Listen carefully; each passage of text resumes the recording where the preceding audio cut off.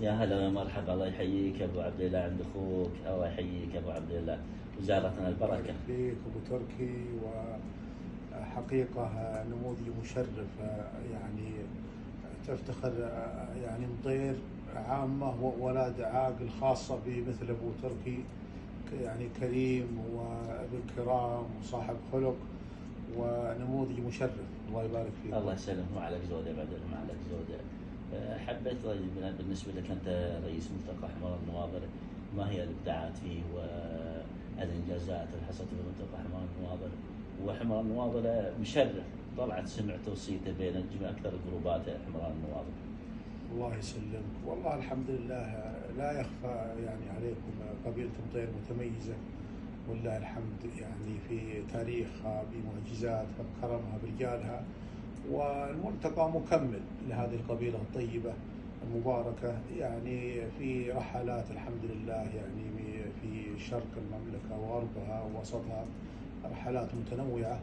يعني آخرها رحلة ملتقى حائل السابعة، وبدأت في رحلة شقرة ورحلة المستوي ورحلة ديراب ورحلة الحجاز ورحلة الخفس ورحلة القصيم ورحلة حائل. يعني الآن نحن على مشارف إن شاء الله الرحلة الثامنة ولا السابعة؟ لا، السابعة. ولله الحمد، غير حضور الزواجات، يعني كثير من الشباب الآن لهم أبناء، يعني حضرنا مناسباتهم وكتب الله الأجر لكل من حضر هذه الزواجات والمناسبات. وسعينا في بعض يعني صلح القبيلة، وسعينا كذلك في إسهامات، يعني في بعض يعني أعضاء الملتقى من لديهم مثلا دين أو احتياج أو ظروف معينة، وقفنا وقفات مشرفة.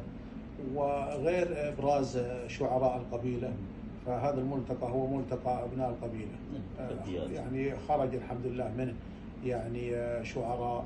كذلك المساهمة في ديات وعتق الأرقام بأبناء القبيلة، يعني ساهم مساهمات، ويعني إبراز كل ما هو إيجابي، ولله الحمد. الحمد لله، بيض الله وجهك يا ابو عبد الله، واشكرك مرة ثانية على حضورك، وشرف لنا حضورك عندنا بزيارة لنا يا ابو عبد الله. تسلم.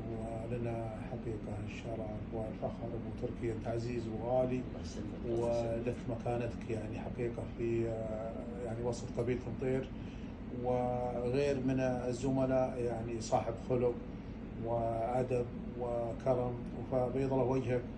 ونسأل الله سبحانه وتعالى بمنه وكرمه وجوده أن يصلح لك النية والذرية، ويجزل لك العطية، ويعيشنا وإياك عيشة الهنية الرضية لما تمتلك حقيقة من الأدب ومن الكرم. وهذا بتوفيق الله سبحانه وتعالى لك. نهنيك يعني صاحب طاعة ولله الحمد، وخلق كرم، ويعني ونعم العضد الأيمن والساعد. كنت مساهم يعني منذ تأسيس الملتقى، وبالكلمة الطيبة وبالنصيحة وبالصبر على أبناء العم، ويعني حل الخلافات التي تحصل يعني معنويا وماديا، وأسهمت يعني ماديا بأكثر الأعضاء، جزاك الله خير، مساهمات جزلة حقيقة. فأنت لك اليد الطولة وإسهامات ما شاء الله تبارك الله، يعني عمل بيان للناس وأشياء يعني خلف الكواليس بصمت، وتبتغى الأجر. اي والله. ونتمنى كل من يسمع هذا المقطع ان يدعو لك. الله يجزاك خير، الله يجزاك خير، ما عليك زود على اللهم امين. نشكرك يا ابو عبد الله على حضورك، نشكرك مره ثانيه.